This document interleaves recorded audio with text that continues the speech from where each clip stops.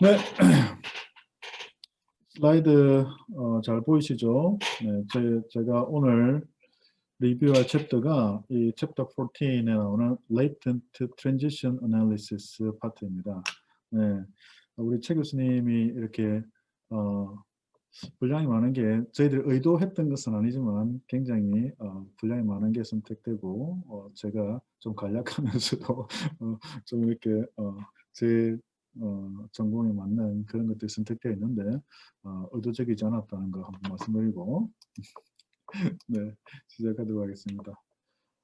네, 이 Latent Transition Analysis에 가면은 우리가 지난 시간까지 했던 Latent Class Analysis의 어떤 종단 연구 버전이다, Longitudinal 버전이다 이렇게 보시면 돼요. 다시 말해서 우리가 population 항상 통계 모형에서 population을 구성할 때 이 population이 어떤 이질적인 집단이 존재할 수 있다. 그래서 population을 먼저 구분하고 나서 그 안에 일어나는 일들을 보고자 하는 내용이었단 말이죠. 그 Latent Class Analysis는 그렇다면 과연 이런 동질 그룹들이 몇 개가 생길 수 있는가를 관한 질문이었고, 그 다음에 이 Transition Analysis 같은 경우에는 그렇다면은 이 Cross Sectionally 그 한 타임 포인트에서 여러 개의 집단이 구성될 수 있다면은 그 집단이 시간이 순차적으로 진행됨에 따라서 어떤 변화가 일어나는가. 그래서 뭐 네 개의 그룹으로 나눴다면은 그 멤버십 자체가 이게 두 번째, 세 번째 측정이 될 때도 유지가 될 것인지 안 그러면 어떤 변화가 일어날 것인지 이제 그런 부분까지 보고자 하는 것이 이 Latent Transition Analysis라고 할 수가 있어요. 네, Latent Transition Analysis. 그래서 대부분이 Latent Transition Analysis는 Latent Class Analysis를 바탕으로 하고 있으므로 이뭐 리터처 같은 부분도 대부분 Latent Class Analysis에서 많이 시작한다고 보고 있어요. 그래서 여러분들이 뭐 논문 쓰실 때이 레자스펠트 이 사람이 논문이 먼저 리스트 되는 것을 볼 수가 있고 그 다음에 굿만 같은 경우도 많이 볼 수가 있죠. 그죠? 저도 뭐 레자스펠트 같은 경우에는 논문 LTA 하면서 무조건 나올 때 사이트하는 부분이기도 해요. 이런 LC에 관한 개념들이 이 패널 애널리시스하고 롱지튜드널 버전하고 이렇게 확장되는 부분이기 때문에 이 위긴스에 관한 페이퍼를 사이트하기도 하고요.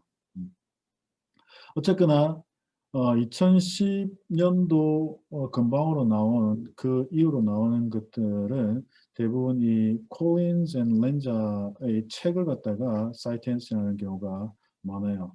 이 콜린즈 앤 렌자 같은 경우에는 펜스테이트 유니버시티에서 펜스테이트 유니버시티에서 메스톨로지 센터를 이렇게 하고 계시는데 제가 잠시만요. 여기가 지금 링크 하나 보내드려야 될 경우가 있어서 그렇지만 네, 그 메스톨로지 센터에서 이 Latent Class Analysis와 Latent Transition Analysis의 프로그램을 SAS 매크로로 디벨롭하고 그렇게 발전시키면서 굉장히 전체적으로 잘 정리를 한 부분이에요. 네, 정리를 해서 거기서 여러 가지 페이퍼들도 많이 나왔고 2000대 초반기에 2010년도 기점으로 해가지고는 굉장히 애플리케이션 쪽으로도 많이 나오고 그래서 대부분의 내용 자체가 이 콜린즈 렌자 쪽에 많이 이렇게 사이테이션하는 경우가 많더라. 네.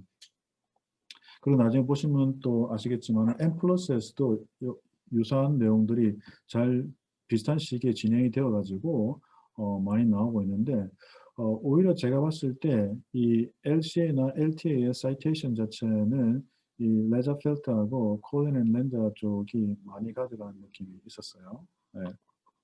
그래서 이러한 어떤 뭐 히스토리컬 퍼스펙티브 약간 받고 근데 롱지튜드널 데이터 아나리시스에서 기본적으로 여러분들이 보실 때 어디서부터 시작되느냐면은 이 아웃컴 베리어블인 observed 베리어블이 캐리고리컬 베리어블이기 때문에 먼저 프리퀀시를 먼저 보겠죠, 그죠? 프리퀀시를 보고 또 relative 뭐 프리퀀시나 그런 것들을 퍼센티지로 보겠죠. 그래서 얼마나 문항 자체에 관해서 얼마나 많은 퍼센티지가 뭐 yes라고 됐는지 no라고 했는지 이걸 기준으로 시작을 해요. 그래서 보시면 아시겠지만은 여기서는 제가 오늘 이 example로 들 것들이 이 5개의 문항에 관해서 이 6개인가요? 네, 6개의 문항에 관해서 얼마나 많은 퍼센티지가 yes라고 대답했느냐 그 다음에 no라고 대답했느냐 기준인데 latent class analysis는 타임 포인트가 하나 있겠죠, 그죠? 근데 latent class transition analysis는 타임 포인트가 2개 이상이 되는 경우더라. 보통은 longitudinal data analysis에서 타임 포인트를 3개 이상으로 잡죠, 그죠? 뭐 2개까지 되면은 여러 가지 문제점들도 발생하고 그 3개 이상으로 잡는데 유독 이 latent transition analysis에서는 예, 2포인트가 많아요. 2포인트가 굉장히 많아서 여러분들 보시면은 뭐 2포인트에 longitudinal 해서 조금 우아하게 생각하실 수도 있겠지만은 그런 부분이 많더라. 어쨌거나 우리가 제일 처음 시작하는 부분은 이거 marginal response percentage를 통해서 이게 descriptive하게 어떻게 일어나는구나. 그리고 이러한 부분들을 갖다가 이 어떻게 population하고 연결시켜서 잘 설명할 수 있는가에 관한 내용이 latent transition analysis이기 때문에 여기서부터 시작한다. 네, 볼 수 있고 우리 책에서도 이야기하고 있지만은 latent class analysis, transition analysis에서 과연 어떤 research question들이 대답될 수 있는가 이 부분에 관해서는 하나, 둘, 세 개가 나와 있죠, 그죠? 첫 번째로는 과연 이 heterogeneous population이 어느 정도 생길 것인가 그런 부분에 관해서 먼저 기본적으로 알고자 하는 것이고 두 번째 알고자 하는 것은 뭐냐면 이게 이질적인 그룹을 갖다가 나눴을 때 그 트랜지션이 어떻게 일어날 것인가 그 부분이 굉장히 중요한 부분이에요. latent transition analysis에서는 그렇게 해서 이 트랜지션이 일어나는 부분에 관해서 질문을 하게 되고 그렇게 latent transition analysis에서 2개를 하고 나면은 그 다음에 것들은 만약에 코비리에서 우리가 고려한다면은 그리고 혹은 multiple 그룹을 고려한다면은 어떤 일이 일어날 것인가에 관한 것으로 보통 리서치 퀘스천들이 리스트업이 돼요. 그래서 제가 뭐 하나 예로 제가 그 불링이나 빅티마이제이션에 관해서 latent transition analysis의 페이퍼를 적을 때 이렇게 리서치 퀘스천을 리스트업한 것이 있어서 한번 가져와 봤어요. 그래서 제일 처음에 뭐 이 빅티마이제이션이나 불링에 관해서 prevalence rate, 이 prevalence rate라는 것 자체는 어떤 그룹을 나눴을 때 그 그룹에 속할 확률들이 어느 정도인가 그 부분이 우리가 굉장히 많은 관심사고 예. 그 다음 두 번째 나오는 것이 이 latent status라고 하는 이러한 이질적인 그룹에서 change 패턴은 어떻게 일어나고 있는가 과연 이 클래스들이 이게 시간이 바뀜에 따라서 변화되고 있는가 변화된다면 어떤 양상으로 변화되는가 그 부분에 대해서 알고 싶어 하는 것들이고 세 번째가 이 어떤 그룹이 있다면은 뭐 여기서는 gifted students의 victimization과 그 다음에 perpetuation에 관해서 본 것인데 이 gifted 학생들이 뭐 일반 학생들하고 다른가 그런 내용 혹은 코베렛이 있으면은 이 코베렛 만약에 그레이드가 있다면은 이 학년이 올라감에 따라서 이런 victimization과 불링에 관해서 어떤 변화가 일어날 것인가 우리가 그때 말하는 변화라는 것은 역시나 멤버십의 체인지가 일어나는 그런 식의 변화겠죠, 그렇죠? 네, 이런 내용들이 우리가 latent transition analysis에서 알 수 있는 내용들이다. 그래서 리서치 퀘스천들만 이렇게 리스트업하고 나면 굉장히 어트랙티브해요. 이게 어플라이드 리서처들이 좋아하는, 알고 싶어하는 질문들이거든요. 네. 그래서 굉장히 어트랙티브한데 latent transition analysis를 많이 이렇게 돌려본 제가 느꼈던 입장은 뭐냐면은 좀 서브젝티브한 부분이 아주 많아서 여러분들이 굉장히 어트랙티브한 이런 메소달러지를 씀에도 불구하고 많은 노력과 시간이 들어가야 된다. 언제 하면 해석을 해낼 때 그리고 또 빌드업을 할 때 그 모양 자체를 갖다가 모델 자체를 갖다가 시작할 때 그때 많은 노력이 들어가야 된다. 그래서 이 프로젠 콘저 좀 나눠지는 부분이 있기도 해요. 네. 자, 그 전체적으로 보면은 이 latent transition analysis를 어떤 식으로 피트해 나가느냐, 방법론적으로는 저는 2017년도 페이퍼에 이렇게 한 6개의 단계로 나눠서 설명을 해놨거든요. 이게 먼저 각 타임 포인트 안에서 latent class analysis를 돌려가지고 몇 개의 이질 그룹이 있는지를 갖다가 먼저 확인을 하고, 두 번째, 그러면 그룹이 있다. 그러면 각 그룹의 특성들이 그 안에서 정답이라는 것이 아니죠. 어떤 yes라고 대답할 확률에 관해서 캐릭터리스틱이 정해질 건데 그 캐릭터리스틱은 과연 시간이 타임 포인트 1, 2, 3 바뀌면서 변화가 일어나는가? 변화가 일어나면 안 좋겠죠, 그죠? 우리가 이미 이 그룹은 이러한 캐릭터리스틱이 있어라고 했는데 이게 타임 포인트 2가 되면 막 바뀌어버리고 타임 포인트 3가 되면 바뀌어버리면은 우리가 말했던 그 그룹 자체가 뭐지? 이런 의문이 생기기 때문에 여기서 그 그룹의 인베런스가 보장이 돼야 된다. 네, 그래서 여기서 말하는 여기서 이 L이라는 것은 longitudinal measurement 인베런스 이 부분이 확정이 돼야만 우리가 네이밍을 해서 그걸 갖다 비교할 수 있다. 그래서 두 번째 단계에서는 이 latent status, latent class들을 갖다가 define을 하게 되죠. 자, 우리가 이렇게 반응하는 probability, 확률이 일정하니까 이 그룹들의 네이밍을 이렇게 할 수 있어 라고 이제 네이밍을 하고 나면은 그 그룹들의 캐릭터리스틱이 딱 고정이 되는 거죠. 그죠? 네.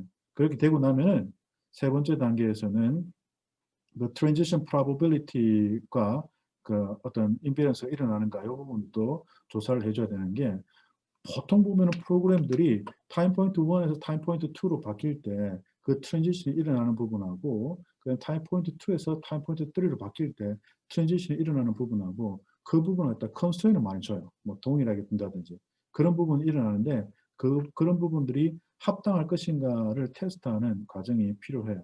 그래서 가장 기본적인 입장에서는 우리가 타임 포인트 1에서 2로 변할 때, 2에서 3로 변할 때 다 변화 가능하다라고 하는 것이 가장 일반적이겠죠.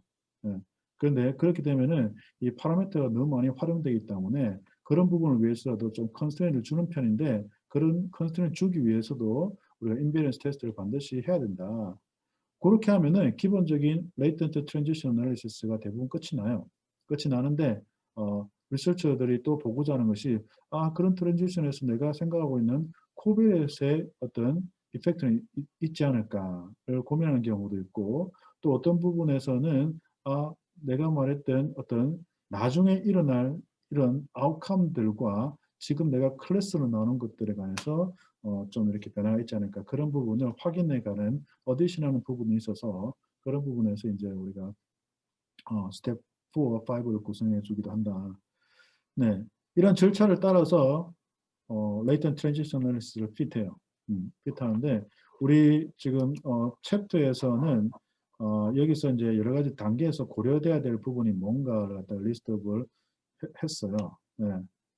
그래서 여기 뭐 중독이 되는 거였네요. 네, 그래서 그 디스드레이텀을 통해서 우리가 볼 건데 이번에는 제가 제 페이퍼가 뭐 longitudinal latent transition analysis 같은 경우에 페이퍼가 3개 정도 있어가지고 그 부분에서 한번 어떤 부분이 이렇게 일어났는지를 갖다가 좀 따왔고 제가 우리 그 카톡 부분에 남겨놨던 그 zip 파일에는 제 페이퍼 3개가 다 들어있어서 한 번 더 확인하시면 좋을 것 같아요. 네. 많이 미싱된 부분도 있겠지만은 대부분 따르는 절차가 비슷하더라. 네.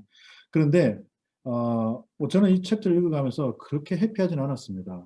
어떠냐면 이 저자 챕터를 쓴 이 저자가 뭐 그렇게 사려 깊거나 그런 생각은 별로 안 들었어요. 그냥 이 latent transition analysis는 이렇게 쓰면 되지라고 하는 그냥 리스트업 하는 정도지 안에 내용을 갖다가 포인트아웃하거나 왜라는 대답에 답하거나 혹은 우리가 어플라이드 리서처들이 반드시 주의해야 될 그런 항목들에 관해서 세세한 기록이 없어요.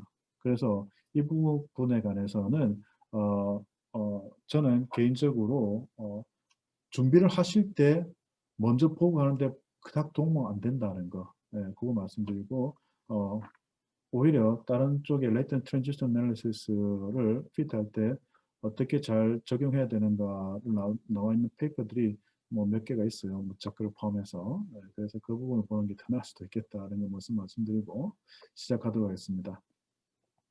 자, 14개의 디스이더레이터로 구성되어 있어요. 이 부분은. 첫 번째 나오는 내용이 뭐냐면은 이 theoretical structure를 갖다가 먼저 구성을 해야 된다.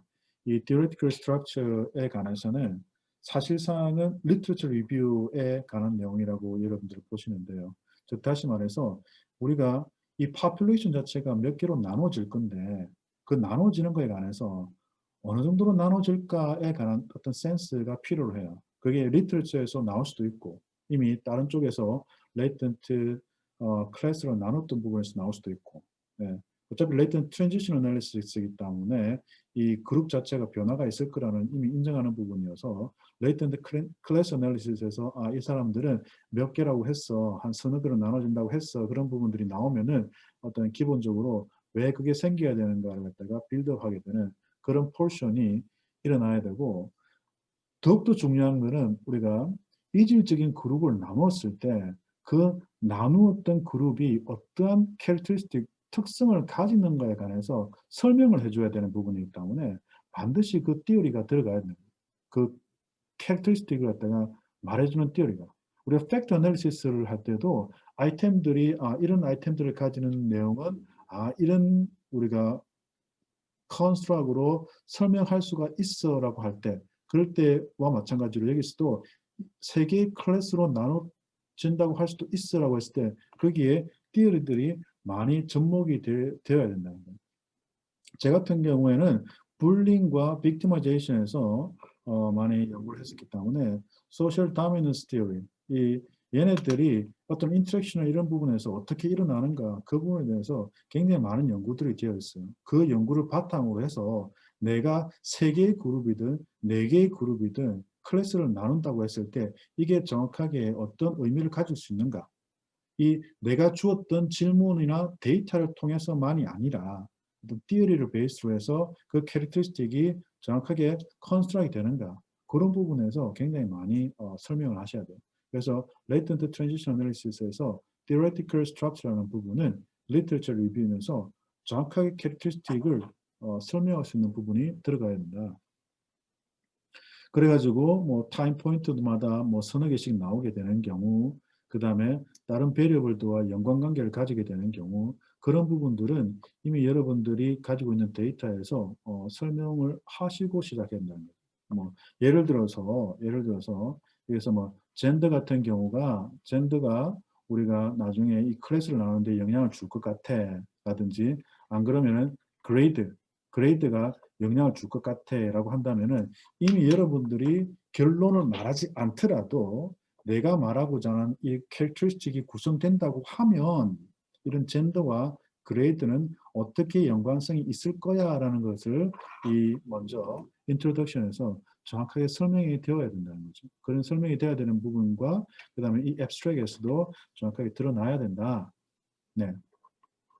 그런 부분이 리터처 리뷰에 해당하는 부분이 이 디스드레이텀의 첫 번째인 겁니다. 첫 번째인 거.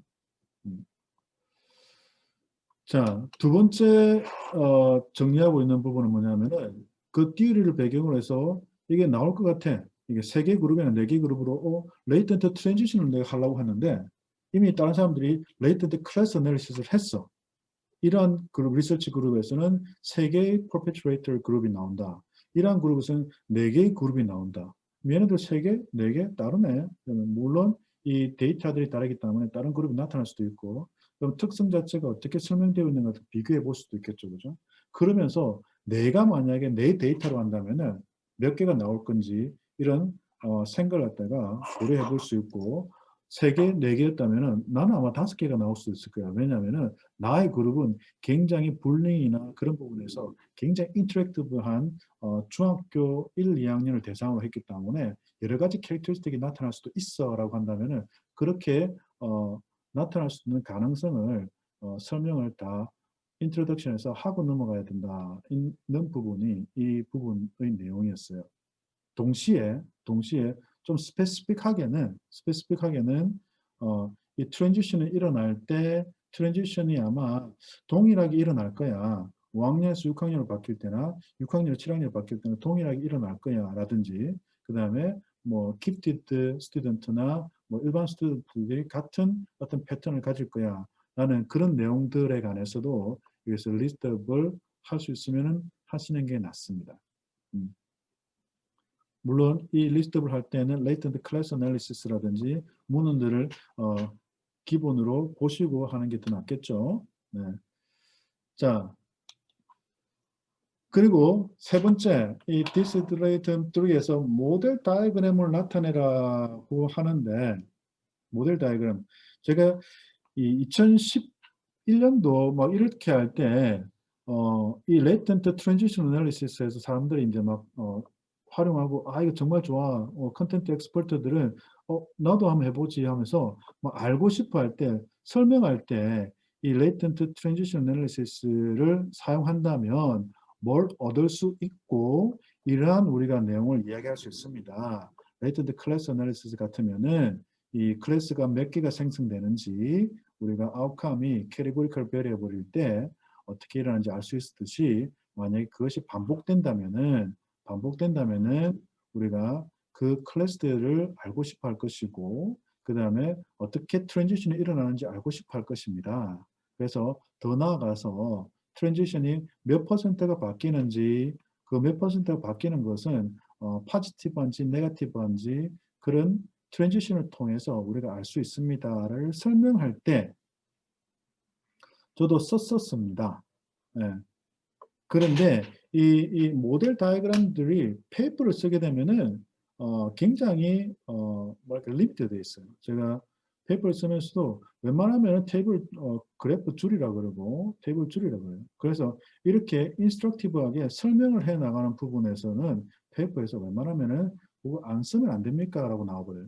예. 그래서 그런 부분들이 페이퍼에 들어가지 않는 경우가 많으므로 여기서 이제 여기서는 이렇게 include 하는 게 좋다라고 나오는데 여러분 해보시면 알겠지만 이건 말고도 지금 include 해야 될 게 굉장히 많기 때문에 약간은 반드시라는 말은 빼고 만약에 이거 갖다 include 했을 때뭐 accept 되면은 오케이 그렇지 않다고 해서 이게 필수적인 요인은 아니다 이렇게 저는 말씀드릴 수가 있어요. 자, 그 다음에 네 번째 equation representing the models. 네. equation 들어가는데 latent transition analysis에서 equation 넣으면 진짜 명확해집니다. 뭔 이야기를 하는지 명확해져요. 네. 자, 여기서 깨알같이 적어놓은 이 equation, equation 제가 2015년도인가요? 그때 School Psychology Quarterly에서 할 때 이렇게 적어 넣었어요. 적어 넣고 그 다음에 그룹이 나타날 때 이렇게 적어 넣었어요.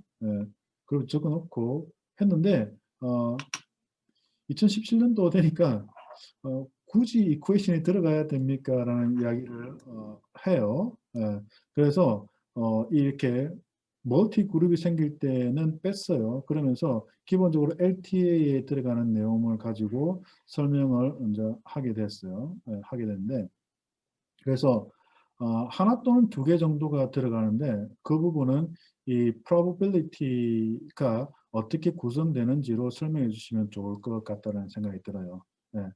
자, 그러면 equation 자체가 들어갔을 때 어떤 효과가 있느냐? 어떤 효과가 있느냐?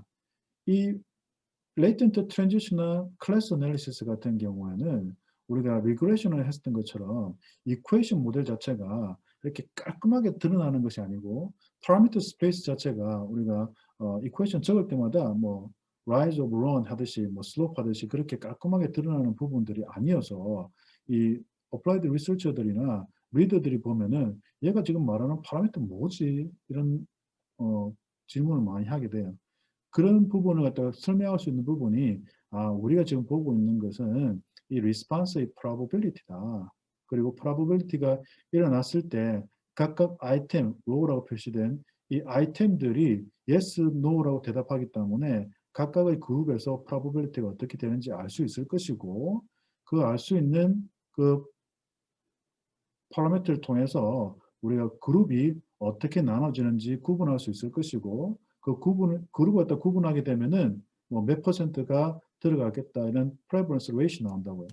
그런 그룹이 구분되고 나면은 트랜지션은 어떻게 일어날 것이다를 이를 통해서 알 수 있다라고 설명해 줄 수 있는 아주 깔끔한 방법이어서 이걸 넣기도 합니다.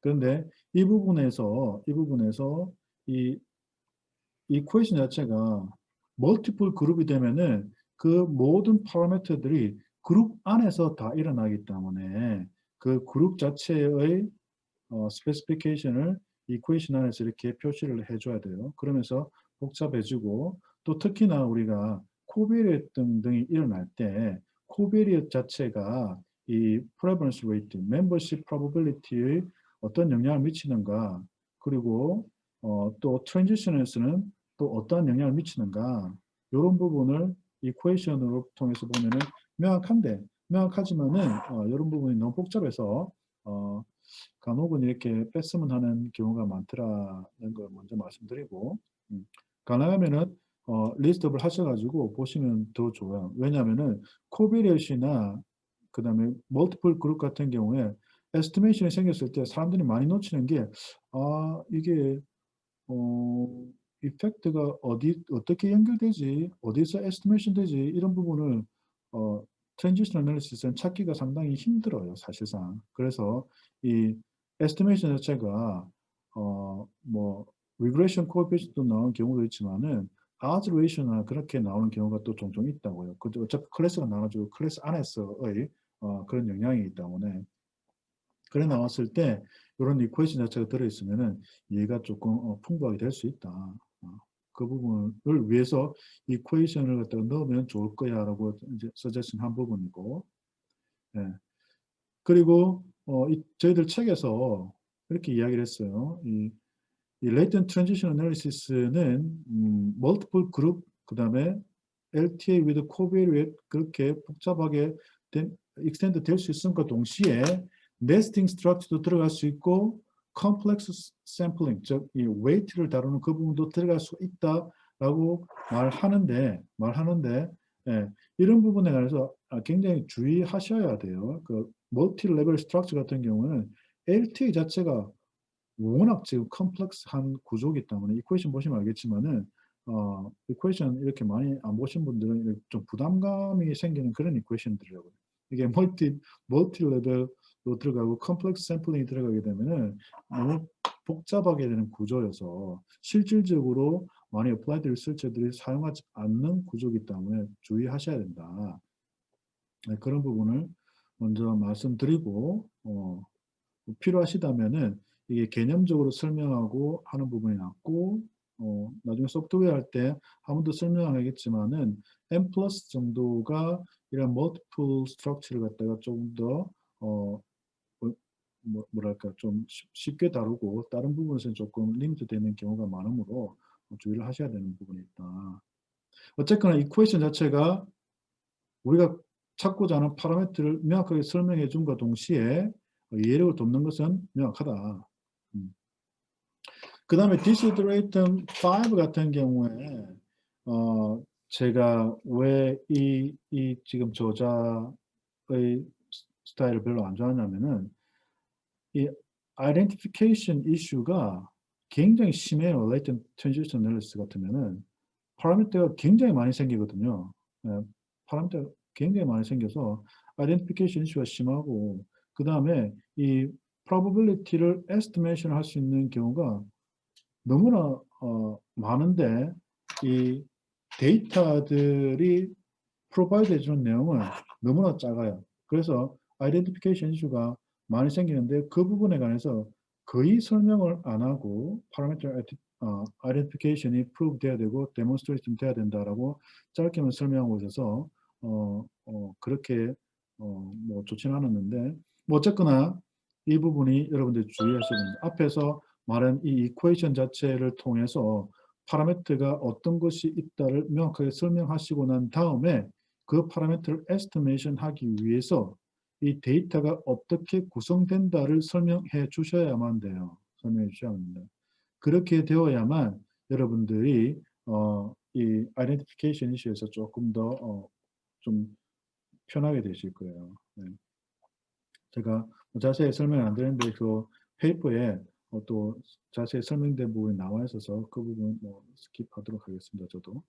네, 그래서 아이덴티피케이션 이슈를 잘 하셔야 되고 또 M 플러스를 돌리거나 그 다음에 proc LCA나 LTA 같은 SAS 프로그램에서 주는 걸 돌리실 때 여러분 에스티메이션에서 막 이렇게 조그맣게 나와요. non-positive definite도 나오고 identification issue가 있다라고 나오고 그런 부분들을 applied researcher들은 무시하고 estimate 된 값만 쓰는데 그런 부분들이 다 리포트가 돼야 된다는 것을 먼저 말씀드릴게요.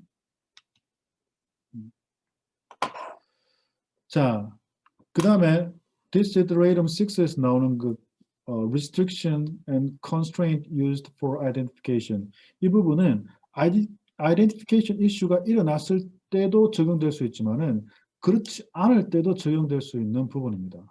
뭐냐면은 여러분들이 파라미터를 갖다가 파라미터를 잘 이해하시고 파라미터는 LTA에서는 이 델타라는 prevalence, 멤버십에 들어가는 probability하고 그 다음에 타우라는 트랜지션을 나타내는 파라미터 스페이스하고 row라는 아이템 리스폰스 이 세 개로 구성이 되어 있는 파라미터 스페이스인데 이 파라미터 스페이스 자체에 관해서 너무나도 많은 파라미터가 생길 수 있으므로 간혹은 restriction을 줘요. 가장 심플한 restriction이 뭐냐면은 이 델타, 즉 membership probability는 첫 번째 나온 membership probability로 고정을 해요. 고정을 해버린다. 그럼 두 번째 membership이 바뀔 수도 있고 세 번째도 바뀔 수도 있잖아요. 그죠? 그 부분은 이 transition이라는 부분 자체가 일어나면서 얼마나 많이 바뀐지를 설명해 줄 수 있기 때문에 굳이 프리로 안 주더라도 첫 번째, 두 번째, 세 번째 타임 포인트에서 프리로 안 주더라도 make sense 하기 때문에 이렇게 컨스트레인트 주는 경우가 많고 그 다음에 이 row, 아이템 리스폰스 같은 경우에는 각 그룹에서 이 yes or no라고 대답할 수 있는 그런 아이템 리스폰스가 클래스에서 아이템 리스폰스가 다르게 나타나는 것은 오케이인데 만약에 내가 젠더라든지 그런 그룹핑 베리어블, 논 그룹핑 베리어블을 써서 이 로우를 갖다 구분해낼 때는 우리가 보통 동일하게 컨스트레인을 주는 경우가 많다는 거죠. 동일하게 컨스트레인을 주는 경우가 많다.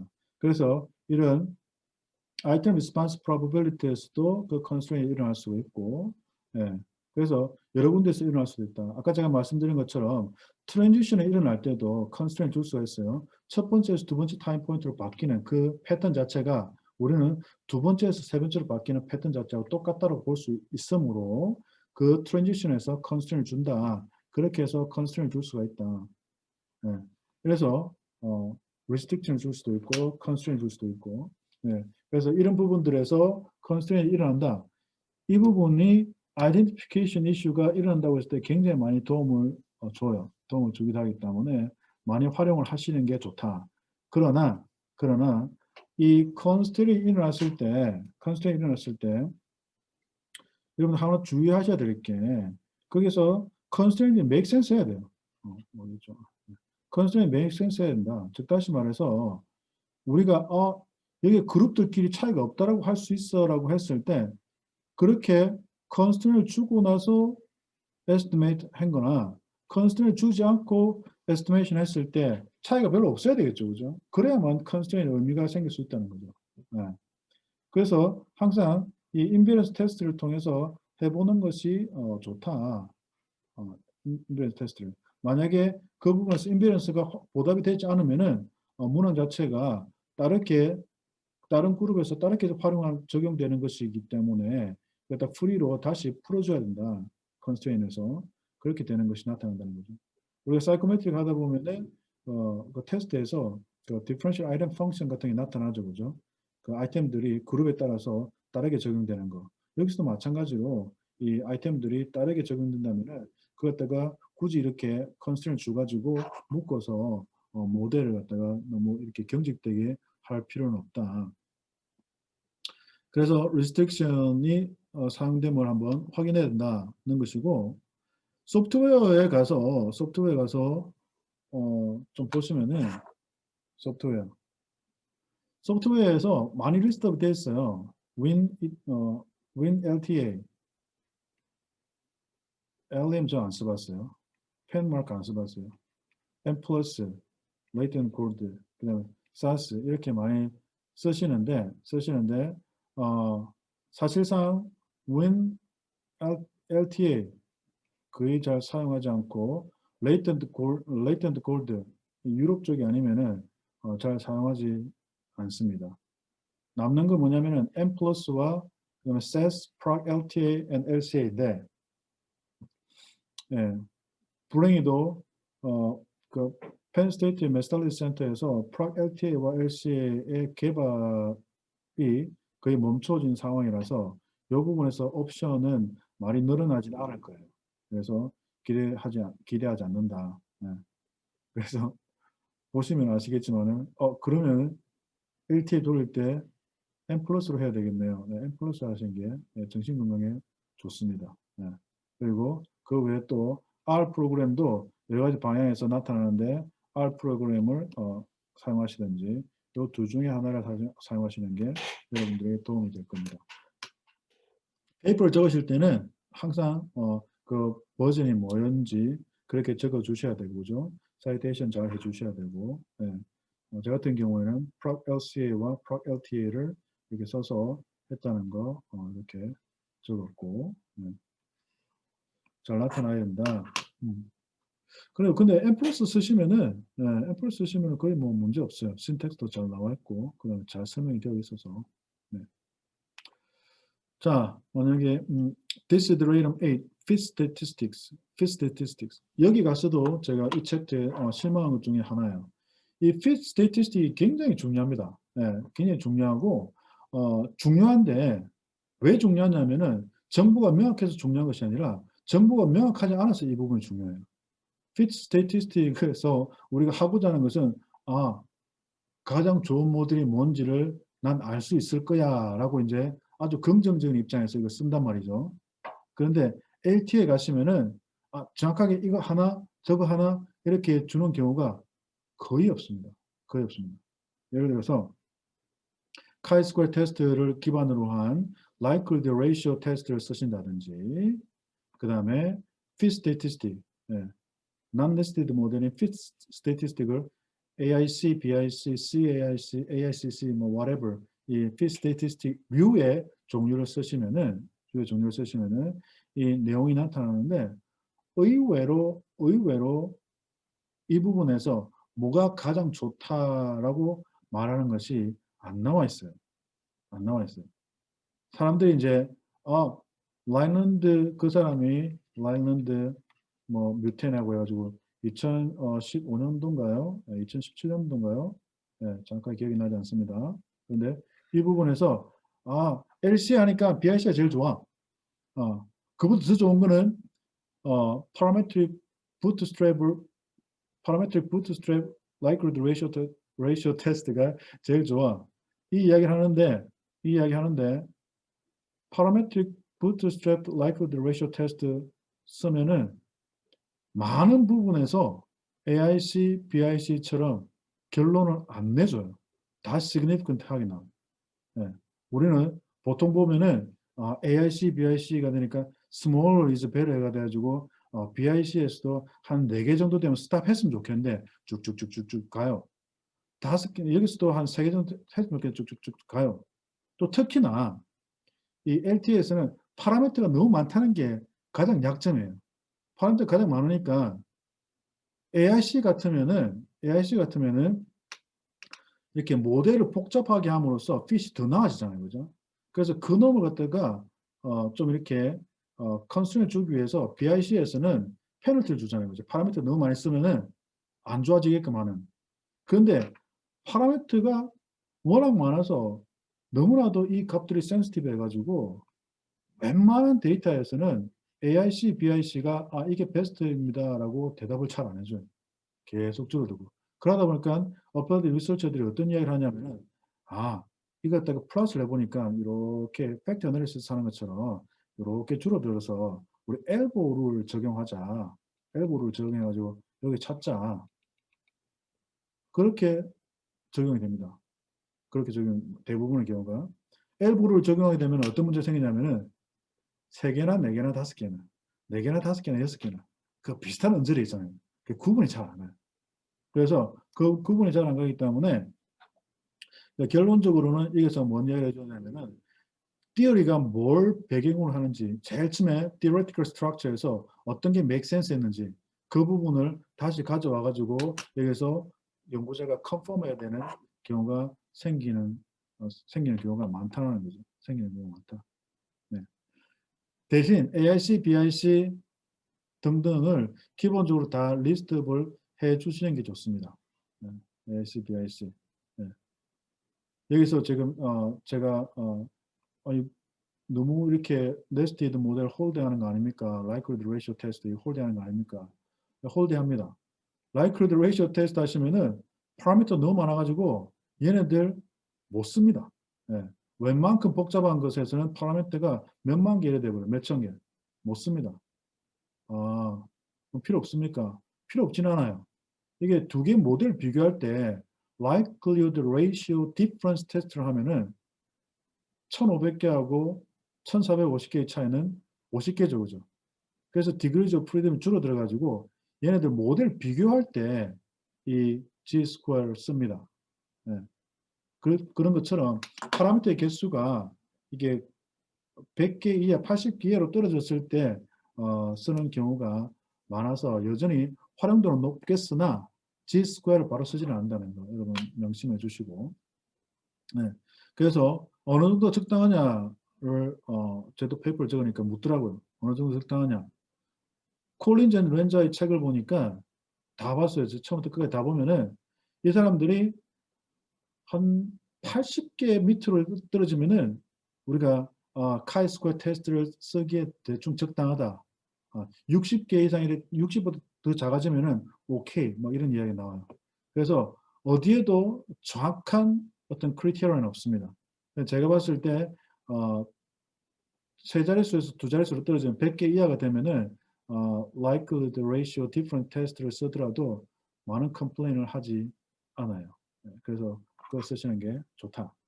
AIC, BIC 중에서 BIC를 쓰시되 절대적인 것은 아닐 수 있다는 거 명심해 주시고 쓰면 좋겠다. 그런 내용이 조금 빠져 있어서 좀 아쉽더라. 그래서 fit statistic을 해가지고 다 구했어. AIC, BIC 뭐 다 구했어. 다 구해가지고 이거 테이블 다 만들어서 테이블로 깔끔하게 설명을 해야 된다. 깔끔하게 테이블을 설명해야 된다. 제일 처음에 저도 이제 깔끔하게 테이블 설명해서 이제 페이퍼를 냈어요. 페이퍼를 내니까 굳이 모델 비교하는 거는 테이블로 넣지 마시고 텍스트로 쓰셔가지고 텍스트 안에서 적당히 처리해 주세요 이러더라고요. 2번이나. 그래서 이 부분에 관해서 테이블로 굳이 만들 필요는 없을 수도 있다는 게 제 이야기입니다. 왜냐하면 테이블에 기본적으로 뭐가 들어가야 되냐면은 LTA의 파라미터인 prevalence rate하고 그다음에 transition하고 그다음에 probability가 기본적으로 들어가야 돼요. 복잡하다 보니까 테이블이 최소한 2개가 들어간다고. 2~3개 들어간다고.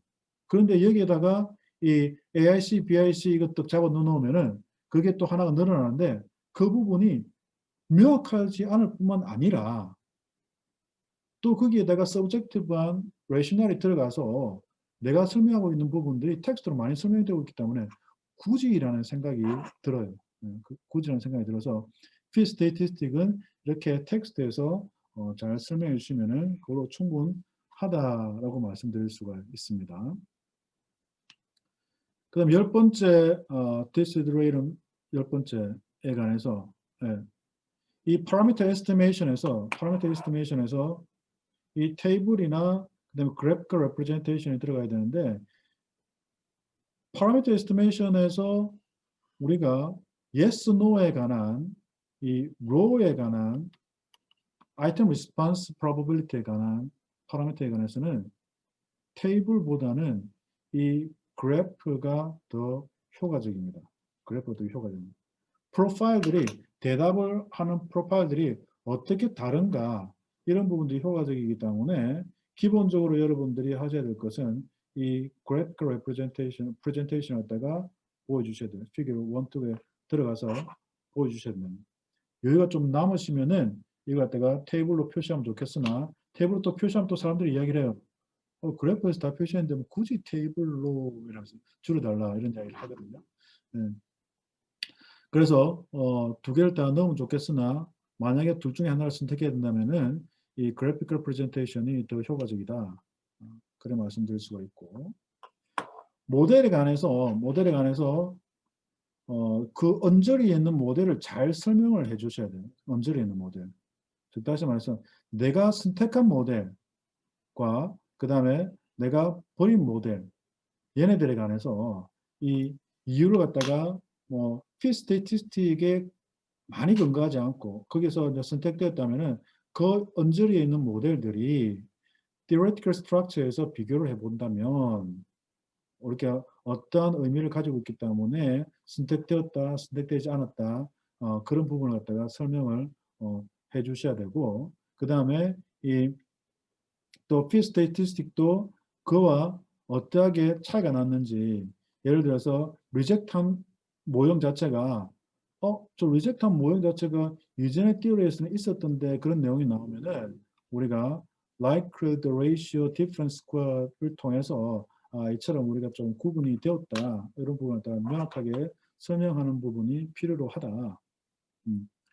그래서 디스커션 부분에서는 그 언저리에 있는 모델에 대한 설명이 반드시 들어가야 됩니다. 들어가야 됩니다. 그 다음에 latent transition analysis에서 워낙 많은 상황이 벌어지기 때문에 어떤 경우에는 이래 되면 안 되는데 라는 게 종종 생겨요. 트랜지션이 이렇게 일어나면 안 되는데 그런 부분. 예를 들어서 불링을 했는데 불링에 관해서 이야기를 했는데 불링이 전혀 없던 그룹에서 불링이 많은 그룹으로 막 옮기는 거예요. 이런 경우는 좀채 찾아보기 힘든데라는 경우들이 생겨요. 그런 생기는 부분에서 설명이 잘 들어가야 된다. 들어가야 된다. 제 같은 경우에서는 어떤 게 있었냐면 타임 1, 타임 2, 타임 3에서 이 불린 그룹을 갖다가 구분했어요. 이 불린 그룹이 이거는 거의 불링이 일어나지 않는다는 그룹하고 3에서는 이게 불링이 많이 일어난다. 이런 그룹이 있었는데 이게 일어나지 않는다는 그룹에서 이게 일어난다의 그룹으로 많이 늘어나더라고요. 많이 늘어나고 그 다음에 3에서 이 불린 그룹이 일어나지 않는 그룹으로 또 많이 가요. 이렇게 되는 경우가 생겼는데 언뜻 보기에는 뭐지? 뭐 불링이 전혀 관계 없던 애들이 막 불링이 일어나고 이렇게 또 관계에 있던 애들이 막 줄어들고 굉장히 다이나믹한 부분이 일어났네라고 했는데 이게 가만 보니까 어떤 얘기였냐면은 이 타임 1과 타임 2는 이게 fall semester하고 spring semester였어요. 그 다음에 이 타임 3는 그 다음에 fall semester였어요. 그래서 이 중간에 어떤 게 있냐면은 이게 여름방학 summer vacation이라는 쿠션이 있더라고요. 쿠션이 있으면서 애들이 해처모 해버리니까 이 불링이라는 그룹이 어느 정도 막 줄어들어요. 그러면서 굉장히 극단에 있던 그룹들이 좀 사그라드는 없어지는 그런데 학기 중에 있으면은 얘네들이 이제 자기네들의 서열도 정리해야 되고 이런 것 때문에 이 2학기 때 되면 굉장히 많이 늘어나야 되는 그런 경우가 있더라는 거죠. 그래서 언뜻 보기에는 뭐지라고 생각되는 이해가 잘 안 되는 부분도 그 설명을 해 나감으로써 우리가 다 알 수가 좀 이렇게 드러나는 경우가 많더라. 그래서 많이 설명을 해 주셔야 된다는 부분이고 또 그리고 너무 이렇게 고민 안 하셔도 돼요. 고민 안 하셔도 되는 거는 이게 뭐 이상한 일이 벌어졌네라는데 이게 트랜지션이 워낙 다이나믹해서 한두 군데에서 일어나더라도 그 자체가 전체의 영향에 많이 미치지 않는 경우가 많아요. 그래서 그런 부분도 있다.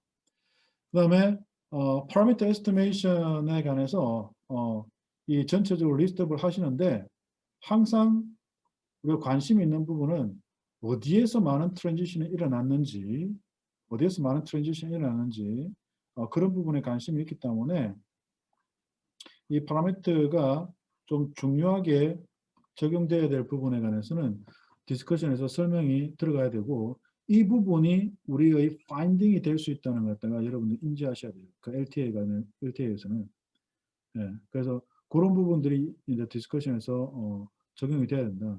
그런데 여기서도 하나 또 주의해야 될 게 이 트랜지션이 일어나고 말고의 기준 자체가 어디에도 없습니다. 예. 콜린의 렌자 같은 경우에는 이 트랜지션 일어나는 것이 이게 20% 이상이면은 좀 많이 일어난다고 우리가 볼 수 있지도 않겠나는 어떤 임피리컬 룰 정도가 존재할 뿐이에요. 예. 어떤 또 혹자들은 만약에 아이템이 5개가 있었다고 한다면은 아이템 5개를 갖다가 그 해당되는 거 1을 나누면은 한 20% 정도 해당되는 그 기준을 잡으면 안 될까? 뭐 이런 사람, 이렇게 말하는 사람도 있고, 클래스가 3개로 나눠졌으면은 3개의 3분의 1로 하니까 33% 그게 좀 기준이 되지 않을까? 이렇게 말하는 경우도 있지만은, 예, 다 자기네들 마음대로 인 경우가 많더라. 명확한 것은 그게 의미를 가지는지 안 가지는지를 확연하게 보여주고 여러 가지 다른 연구와 비교 검토하여서 이게 맥센스한지 안 한지를 갖다가 리스트업 해주는 것이 더 중요하다. 그런 말씀드릴 수 있고, 네. 그 다음에 맨 마지막에 implication, 네, implication. 이 implication이 또 중요합니다. implication 중요합니다. 왜 중요하냐? 지금 제 마음속에 계속 이렇게 강조하고 싶으면서도 좀 절제하고 있는 부분이 이게 이 subjectivity, 이게 좀 주관성이 굉장히 많이 고려가 되기 때문에 latent transition analysis에서는 그런 부분에 있어서 주의를 하시면서 이렇게 내가 찾았던 finding 자체가 아주 뭐 hypothesis testing을 통해서 나온다든지 어떤 절대적인 결론이라고 보기가 힘들기 때문에 그 finding 자체가 어떻게 리터처와 연관될 수 있는지 또 향후 어떤 이야기를 할 수 있는지 그 썰을 풀어내는 것이 굉장히 중요합니다. 그런 부분 자체가 이 임플리케이션에서 나타나게 되어 있고요. 네. 그래서 그 부분을 적을 때 반드시 요구되는 부분이기도 해요. 그래서 LTA 페이퍼 리뷰 하게 되면은 아주 많은 부분들이 인트로덕션과 디스커션에 집중될 수밖에 없고 이 사람이 하고자 하는 내용이 뭔지가 더 중요해요. 몇 개 클래스를 찾았다 보다는 이 찾은 내용 자체가 어떤 의미를 내포하는지가 더 중요하기 때문에 리뷰들도 그걸 갖다 권가하지 않는다. 그 부분을 항상 체크하고 다닌다고요. 네, 그래서 그 부분에 대해서 조금 더 에너지를 쏟으신 편이 낫다는 걸 말씀드릴 수 있고요. 네, 그렇네요. 여기까지 하고 14개로 나눠졌지만은 지금 우리 북 챕터에서는 조금 아쉬운 점도 많고 그 다음에 의외로 우리가 LTA를 갖다가 어떻게 잘 핏하는가는 나와 있는 페이퍼들이 좀 있기도 하고 저도 2017년도에 페이퍼에 나와 있는 2018년도 페이퍼네요. 저기에서 이제 어떻게 모델을 빌드업 하는지 그런 절차 그런 부분을 잘 따라가시면은 여러분들이 무리 없이 핏할 수가 있을 것이다. 그런데 더 요구되는 것은 앞뒤 전후 사정이 여러분들한테 연구자 입장에서 더 많이 요구되는 부분이다. 풍부한 설명, 그 다음에 풍부한 어떤 이론적 근거 그런 걸 바탕으로 해서 이 현장에서 어떻게 어플라이 될 수 있는지 그 부분에 관해서 썰을 풀어주시는 게 어떨 때는 더 많이 이렇게 중요하게 여기지기도 하더라라고 말씀드릴 수 있겠네요. 네, 그리고 레퍼런스 이 세 개는 제가 어떤 zip 파일로 다 보내놨기 때문에 여러분도 한번 같이 보시면 좋을 것 같습니다. 네, 감사합니다. 저는 오늘 여기서 마치고 다음 또 섹션에서 뵙도록 하겠습니다. 녹화 끝.